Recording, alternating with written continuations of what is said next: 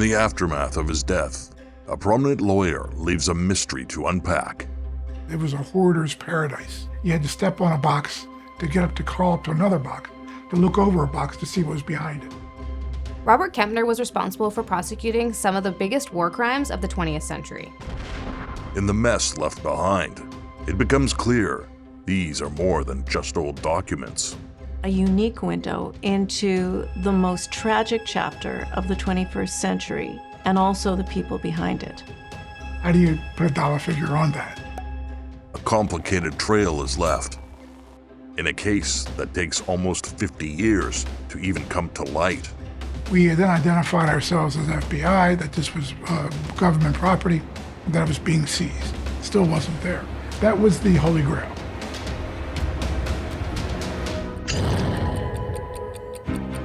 Nice score there with nice banks, loaded with money, waiting to be taken. Clean, boom, gone, as if they vanished into thin air. A diabolical bank heist that has investigators scrambling. I'm not sure if I'm going to get the evidence needed to get this to fruition. Everybody else made it home okay? And everything's one little piece away, right? Has authorities baffled. And when it comes to heists, it's all about the money.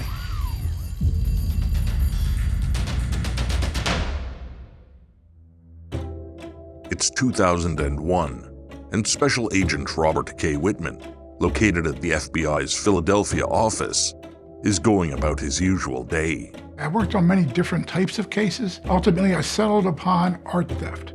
And it was the greatest decision of my life because every case was different, and I had to learn something new in every case.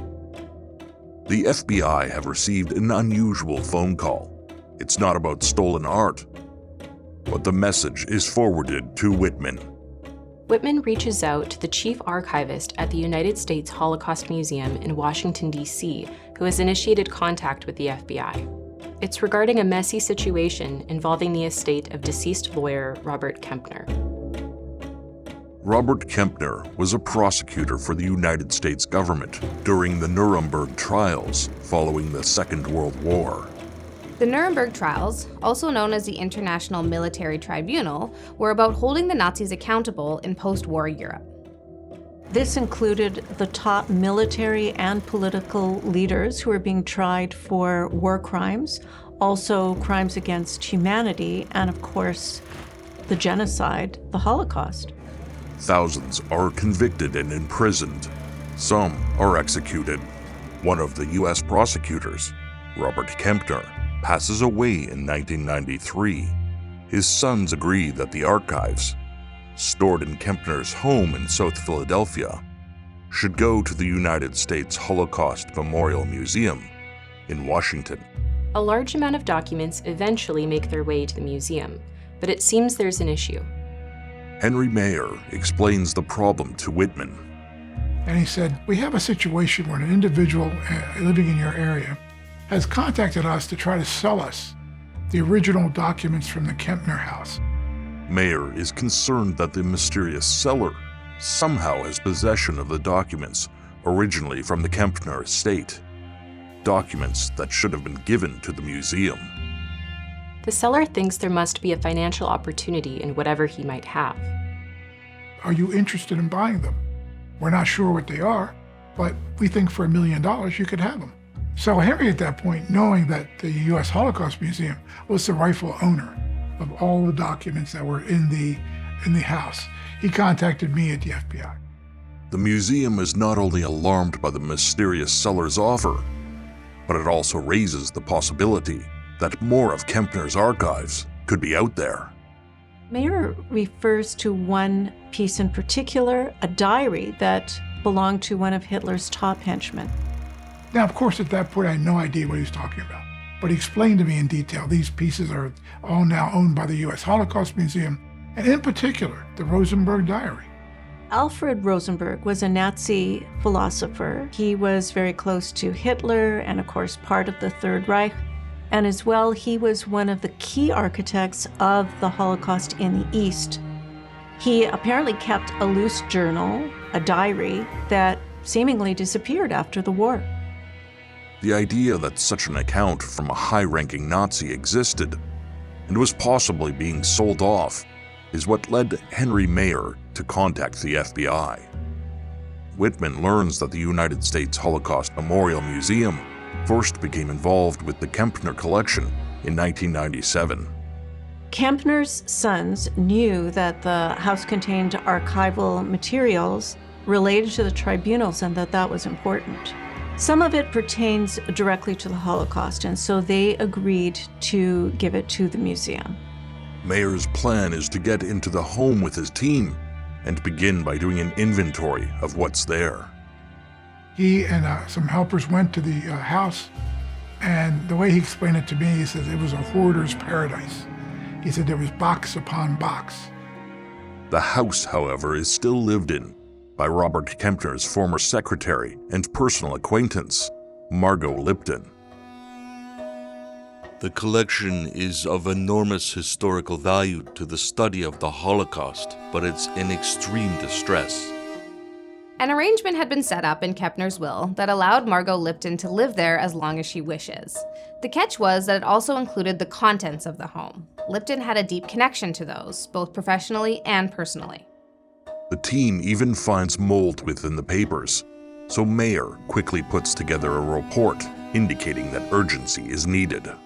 But the museum plans get put on hold as Lipton demands everything must stay in the house. The initial inventory is followed by legal exchanges, but Kempner's sons and the museum once again get access to the house. In 1999, Margot Lipton eventually says that the museum can take what they want. It seems she no longer lives in the house. To their shock, all the materials the museum had begun to inventory are gone.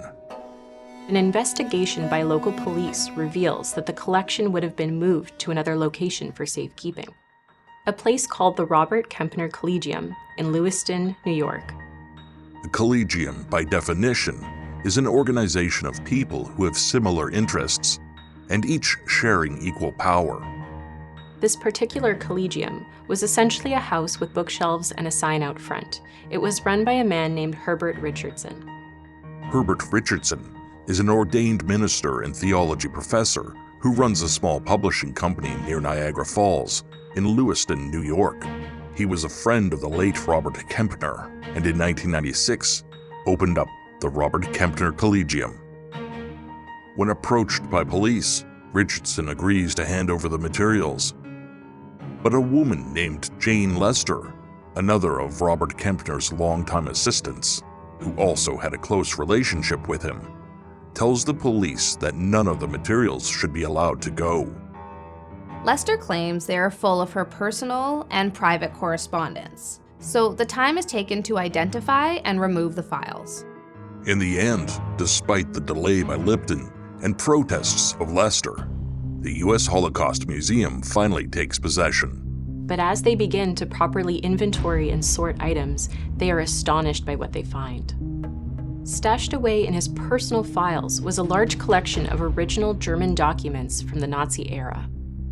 The Kempner collection is massive. It includes almost 100 boxes of Nuremberg files, many volumes of bound trial papers, over 50 boxes of Kempner's personal and professional papers, and dozens of sound recordings.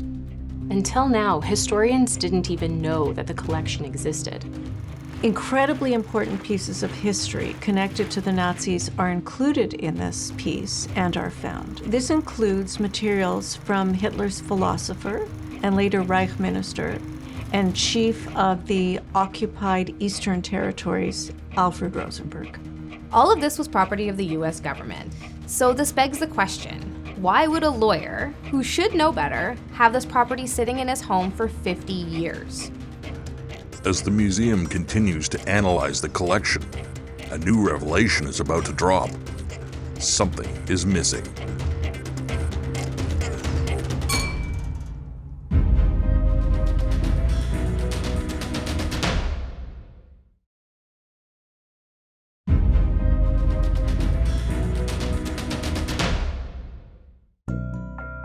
In 2001, Special Agent Robert Wittman at the FBI gets called by the United States Holocaust Memorial Museum to investigate a mysterious man who is trying to sell what he thinks might be important Holocaust documents. A complex situation unfolds over 2 years, involving many different people. But eventually, the museum thinks it has everything.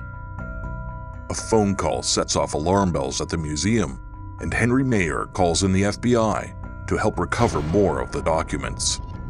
It's strange and rather unsettling that these very important materials didn't get turned over to the museum immediately, but another revelation is about to happen. In 1999, the museum believes they have the full Kempner collection, until an internal memo is sent by a museum historian, Jürgen Matthaus, to museum chief archivist Henry Mayer. While sorting the documents, we have concluded that something has gone very wrong. It seems a very vital piece, a diary, was once in this collection but is not here. Piecing together the clues from Kempner's past publications, Matthaus has determined that something incredibly invaluable was at one point probably in this collection. Matthaus believes that there should be a diary in Kempner's collection, one that belonged to Alfred Rosenberg, but it's nowhere to be found. Rosenberg isn't as well known or as flashy as some of the other top Nazis, but he is an absolutely fundamental player in the Nazi killing machine. Rosenberg befriends Adolf Hitler from the very beginning of the Nazi movement, as Hitler begins speaking at political gatherings in beer halls in the late 1920s. They became friends, and Hitler started to enjoy the things that Rosenberg was saying. So Rosenberg has ideas that very much appeal to Hitler, especially his Aryan ideology and his tremendously deep resentment toward the Jews. He was much better, much more bombastic than Rosenberg. So Rosenberg brought him in, and he proselytized him. He was his mentor. And as a result, Hitler took over. And for the next 15 years, Hitler was the lead, and Rosenberg was the brain. In many respects, it could be said that Alfred Rosenberg is the man who made Adolf Hitler into Adolf Hitler. As Hitler and the Nazis take power over Germany in 1933, Rosenberg begins writing down his intimate conversations with Hitler, as well as experiences and thoughts as the Nazi Party evolves and takes power. And ultimately, during the Second World War, of course, Hitler made him the Reich Minister of the East. So he was in charge of Russia, Romania, Hungary, Poland, what was going on there. It was his department. These were territories to be conquered, exploited, and settled by the German folk. They were convinced, along with many others, that the Jews should be removed. They were to be annihilated, along with others who were shipped from Central Europe. He's the originator of the Holocaust idea. So that's why the Holocaust Museum was very interested at that point in recovering all of the papers, but in particular, the Rosenberg diary. As the war comes to an end and the Allied armies advance, the Nazis order the destruction of any potentially incriminating evidence. Rosenberg's diary should have been destroyed, but is instead swept up by his staff and packed away. Rosenberg is eventually captured in northern Germany by the Allies, but many of his personal documents have been left far behind.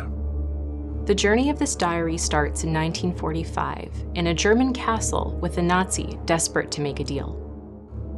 In the final days of the war, as General George S. Patton's army rolled through southern Germany, the American military reaches the town of Lichtenfels. They find a castle that is occupied by Nazi bureaucrat Kurt von Baer. He was not a soldier, but he had a uniform that he wore, a black uniform. And his basic job was to be the curator of this storage unit. So at the end of the war, he had 5 or 6 moving vans and 2 or 3 train cars full of artwork. And he took it all back to the castle to hide it. This was looted from all across Europe, primarily from Jewish owners, but there was much more than just artwork.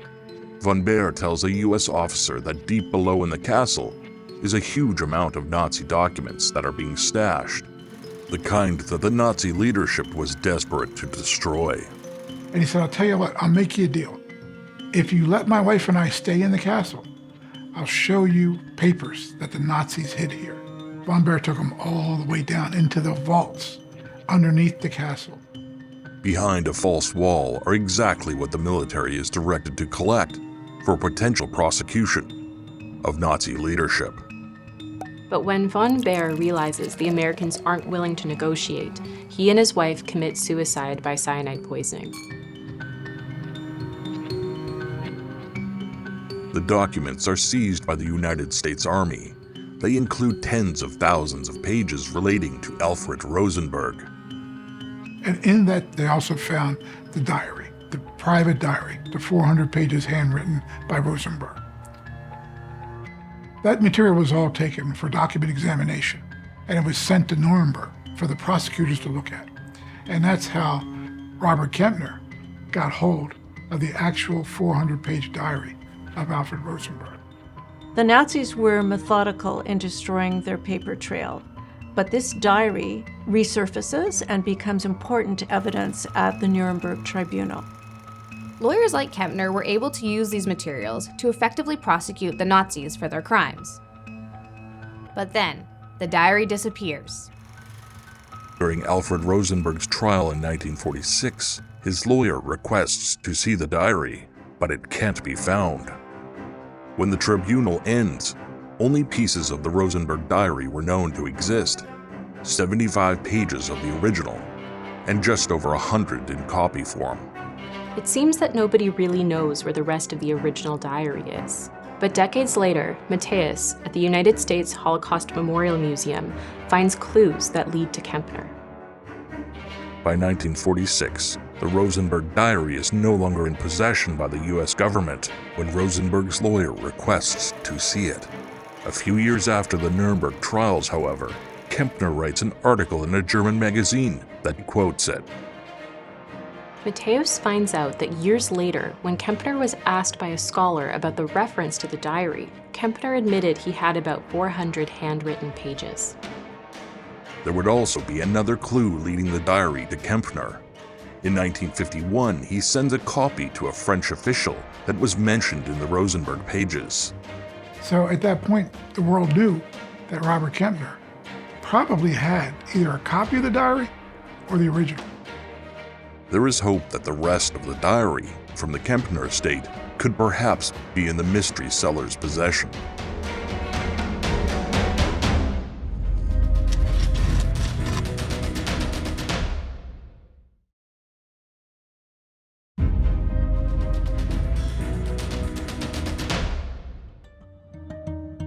A deceased lawyer's estate in Philadelphia is found to contain invaluable documents pertaining to the Second World War and the Holocaust.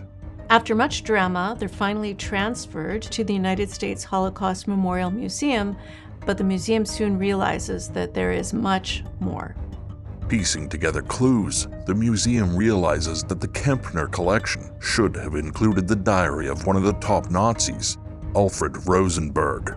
A mysterious caller who's more interested in selling the Nazi documents for profit contacts Henry Mayer. So Henry was very adamant that we need to get this diary, we needed to get these materials.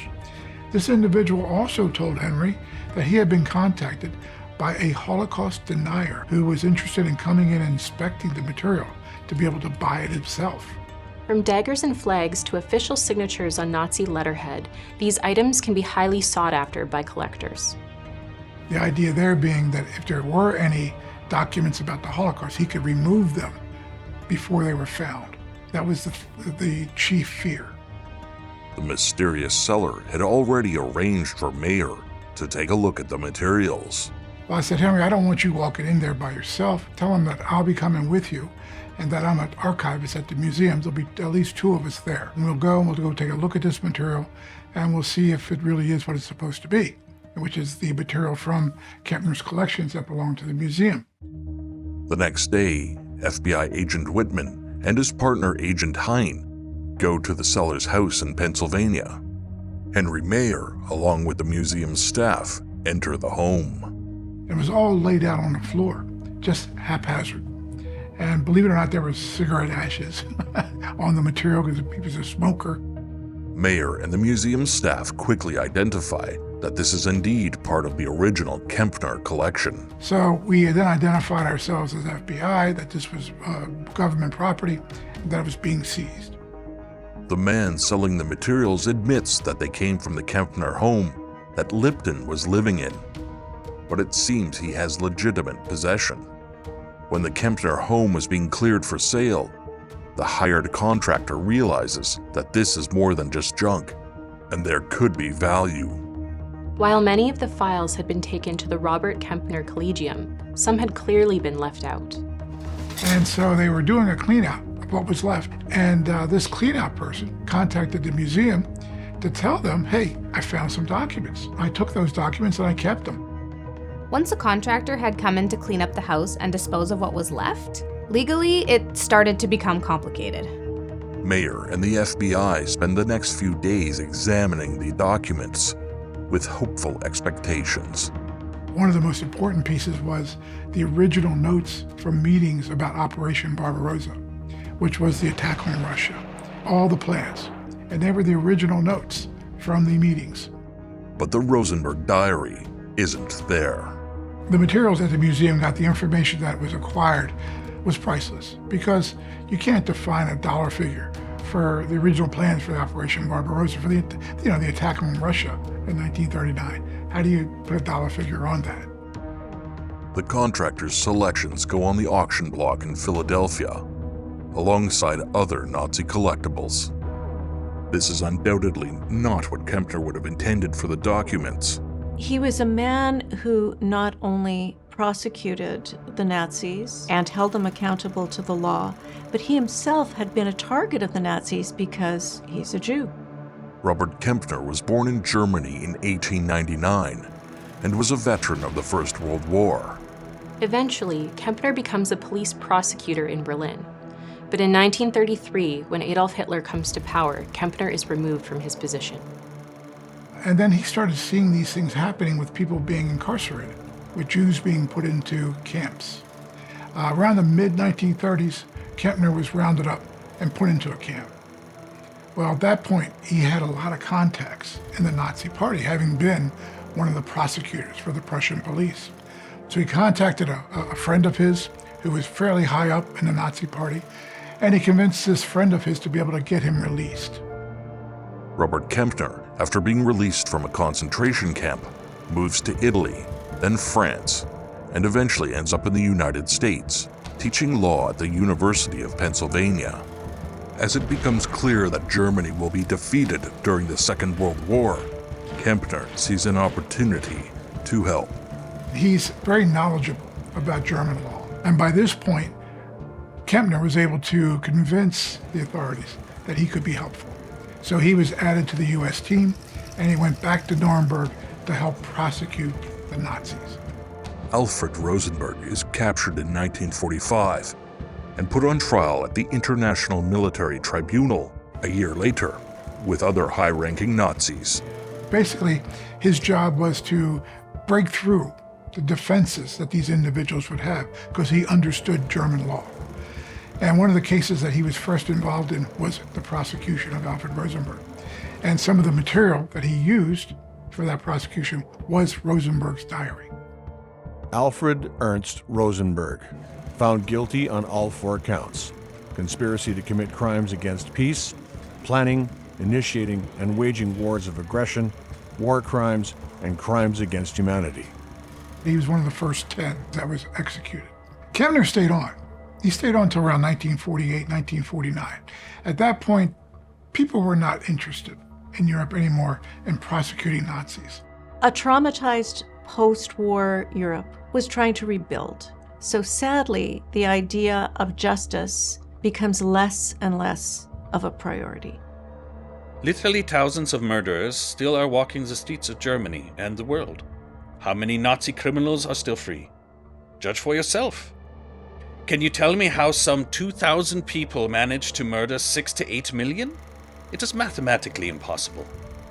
He knew that these papers were very important. A lot of the other prosecutors, they were from the United States. They weren't German. They just were doing their job. But Kempner had a personal interest in all of this, having been a German, having lived there. At one point, he was known to be a hoarder.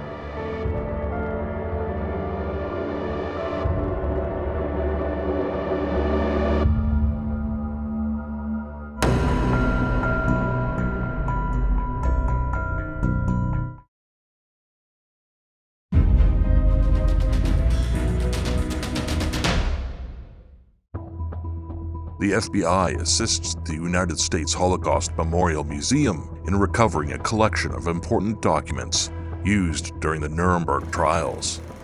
Over 50 years later, it would appear that the Robert Kempner collection has finally made its way to its proper home. The personal diary of Alfred Rosenberg, who was one of Hitler's top henchmen, should be a part of this collection, but it is not. Robert Kempner played a big role in bringing down justice on the Nazis. He was even involved in taking down the infamous Hermann Goering. Goering was the marquee Nazi on trial, one of Hitler's top henchmen who hadn't killed himself before the trial. Well, Kempner had a reputation for being a capable, relentless, and passionate prosecutor. He also was known for holding on to documents. At one point, there was a very, very important document that chronicled the information from the Wannsee Conference. Wannsee, a lake outside of Berlin, was where in 1942, top Nazi bureaucrats formally planned to eradicate the Jewish population. This is where the final solution to the Jewish question, in other words, the extermination of the Jews, is outlined in the space of a few hours. It was followed up by the writing of the minutes of the Wannsee Protocol, but this was to be kept totally secret and provide no trail back to Hitler.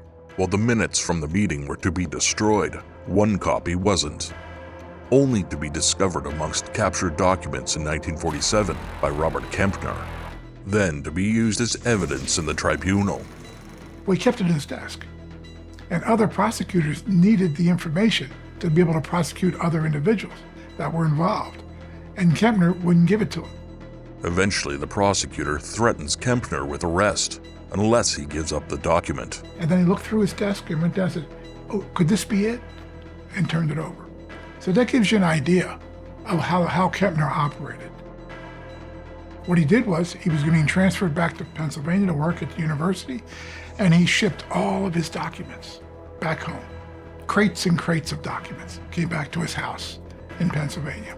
And that's where he kept them for the next 50 years. After the tribunal ended, Kempner continued his legal work related to the Nazis, dividing his time between Europe and the United States, and even testifying at the infamous Adolf Eichmann trial in Jerusalem. And so he was involved in high-profile prosecutions for the next 20 or 30 years. By 1985, he had retired. He was an older gentleman by that point, and was just living out his life in Pennsylvania. So he kept everything in boxes at his home. Lived in a house just south of Philadelphia in a suburb. In the end, after Robert Kempner's death, his former secretaries Margot Lipton and Jane Lester are left overseeing the documents. So when Kempner's sons inherit this house filled with documents, they come to an agreement with the United States Holocaust Memorial Museum. But this begins a whole other series of events. While the drama seems to have finally ended with a large amount of documents recovered, the Rosenberg diary has still not been found. In 2003, Jane Lester, Kempner's former secretary, has her younger sister appointed as guardian. Their lawyer then calls the museum. Henry Mayer is invited to take a look at the materials in Lester's possession that had been locked away at the Robert Kempner Collegium. More boxes are recovered, and although the diary is not there, Jane Lester's sister drops two major clues. Jane Lester's sister first mentions to Mayer that years earlier she had seen 3 red binders at the Kempner house where her sister had lived. They apparently contained the infamous Rosenberg diary. The diary was not in the house, but the sister has a good idea of who might have it. He said there was a meeting of a reporter with Der Spiegel magazine from Germany, and Jane was asked by the reporter, whatever happened to the Rosenberg diary? And Jane said, well, I gave it to this professor, Professor Richardson, who has it for safekeeping. Herbert Richardson, a friend of the late Robert Kempner, is an ordained minister and theology professor who runs a small publishing company near Niagara Falls in Lewiston, New York. Because someday he's going to write a book about Robert Kempner, and when he does the book, he's going to need that to be able to talk about how great a man my good friend and my partner, Robert Kempner, was. I was able to, at that point, say, yeah, well, maybe there's a possibility this man, Richardson, might have it. The FBI can't just go on overheard conversations. So, in 2003, Wittman is pretty limited in what he can do. Despite the tantalizing clues, it seems that for the time being, the case of the missing Rosenberg diary will have to wait. Robert Wittman, who has been part of the original investigation, retires from the FBI in 2008. I started my own consulting company, Robert Wittman Incorporated, which is an international investigation company where we go out and we do collection management, we investigate for stolen property, we do expert witness testimony for frauds and fakes. It has been over a decade since the original FBI investigation into the Kempner estate began, but Henry Mayer from the U.S. Holocaust Memorial Museum still holds hope in finding the Rosenberg diary. Wittman, now as a consultant investigator, is no longer as restricted as he was as an agent of the FBI. Kempner's sons, as well as his two secretaries, Jane Lester and Margot Lipton, are now all deceased. There is, however, one particular person connected to the estate still alive. So we started an investigation into Herbert Richardson to see who he was, where he was located, what his tendencies were, what his travel was. Herbert Richardson is the founder of the Robert Kempner Collegium, where some of the documents were initially recovered from. Located just near the Canadian border, Wittman and his son Jeff make that their first visit. Nobody was there. I looked in the window and I took a picture inside the window, inside the house. And there were shelves, they were all empty. Well, so much for the Collegium. It doesn't exist. We then decided we were going to go find Mr. Richardson. The father and son private investigators go to the publishing company, only to be told that Richardson is not there. So we said, okay, well, we'll come back when he's back. When should he be back? And they said it usually takes about 2 hours. With a few hours to spare, the Wittmans decide to take a leisurely ride over the border to visit Niagara Falls. But a mistake by Wittman puts a Canadian border officer on alert. So as we're going over the bridge, I pull up to the customs station and there's a guard inside, she's a young lady. She said, "Didn't you see the stop sign?" We didn't realize it was a big deal. And she said, "Well, what are you here for?" I said, "Well, my son and I are coming over to see the other side of Niagara Falls. We're tourists." Now, we both had suits on. So she looked at us and she said, "I don't believe you." She said, "I don't think you're tourists. I think you're here for something else and you're lying to me." Today, the friendly Canadian border guards are not so friendly. The car is thoroughly searched, and the two Wittmans are ordered back to America. Their bad luck continues when they return to Richardson's publishing company. We say, is Professor Richardson here? And she says, yeah, but he doesn't want to talk to you. Because what had happened was I'd given her my card when I first went. And my card had my name and the name of my company. And just a quick Google search by that point, and I had books out, and it told you who I was, an FBI agent. Undeterred, but rather intrigued by Richardson's response, Wittman then contacts an old acquaintance from his FBI days. David Hall is with the U.S. Attorney's Office in Delaware. And I said, "Dave, we got a problem. There's an individual up in New York who has a piece called the Rosenberg Diary, we believe. And we believe that this is owned by the U.S. government. And he's holding on to this and won't cooperate to give it back." Henry Mayer from the museum has forwarded a detailed summary for Wittman to take to the feds. They then bring in Mark Alexa with Homeland Security Investigations at Immigration and Customs Enforcement, also known as ICE. Despite the very complicated history going all the way back to Nazi Germany, Wittman, a decorated former FBI agent, convinces them to open an investigation. He also has an idea of how to start.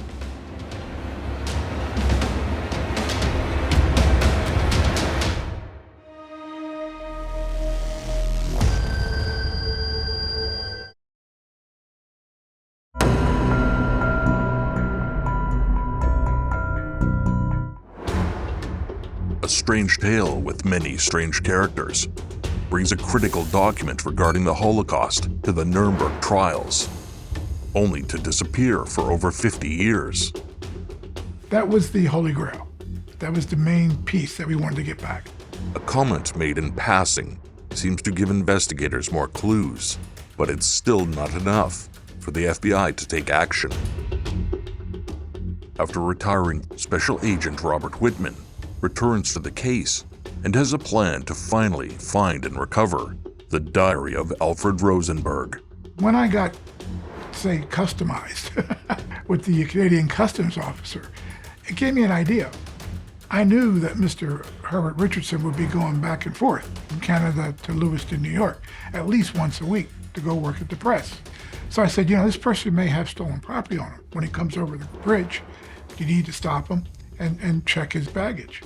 Richardson's car is searched while crossing the border in December of 2012. Then in February, Agents Alexa and Hall make a visit to his publishing company. The two agents don't go in, but approach Richardson in the parking lot, catching him off guard. Richardson denies having the diary, or even being aware of it. Before the agents depart, they hand him a federal grand jury subpoena, ordering Richardson to hand over any government property, including the Rosenberg papers, that he might have in his possession. It's a grand jury subpoena. It's a very important document. Basically, if any of this material ever shows up and it comes back that you did not turn these over, then you're going to have a federal case in the United States. So if you have something, you need to turn it over as soon as possible. Before leaving, they also tell Richardson that he should hire a lawyer. 6 weeks later, a lawyer from Buffalo makes a call to the U.S. Attorney's Office. And this attorney said he was representing Mr. Richardson, and that Mr. Richardson had just happened to find some documents that were, I guess, substantive, according to the subpoena. And that if the Homeland Security agents were interested in coming to Buffalo, he would turn them over to them. And at that point, we had brought Henry Mayer back up from Washington to the U.S. Attorney's Office in Wilmington, Delaware. Henry Mayer of the U.S. Holocaust Memorial Museum is hopeful. But there have been many letdowns in the hunt for the Rosenberg diary. Berlin, May 14th, 1934. For 15 years, I have not kept a diary. As a result, many events that are now part of history have been forgotten. On May 4th, I was with the Führer for 1.5 hours and reported to him. Henry started looking through the documents, and at one point he stopped, he looked up at us and smiled, and he went like that. And we knew that was the Rosenberg diary. Henry had it in his hand. The search for the infamous diary, which had disappeared over 60 years ago, has finally ended. Herbert Richardson is not charged, and, except for a brief statement, remains silent on the matter. I'm glad that I was able to help the Justice Department and the Department of Homeland Security in recovering some documents, which the authorities have now identified as the diary of Alfred Rosenberg. There's probably 3 or 4 diaries out there that were written by Nazis. All the other ones were written to be published, to talk about the great jobs that these individuals did after the war was over, for their own aggrandizement. Rosenberg didn't do that. August 23rd, 1936. Again and again I am gripped by fury when I consider what this parasitic Jewish people has done to Germany. Instinct and plan have been jointly at work here for many decades. In any event, however, I have one satisfaction: to have done my part here to expose this betrayal.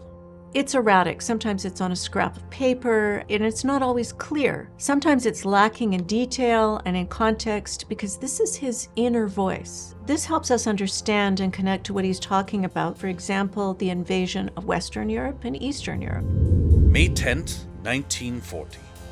The present day will forever remain significant in German history. The final battle is beginning, and it will decide the fate of Germany. Perhaps forever. At any rate, for centuries to come. In the spring of 1941, he meets up with Hitler just as the Nazis are about to invade the Soviet Union.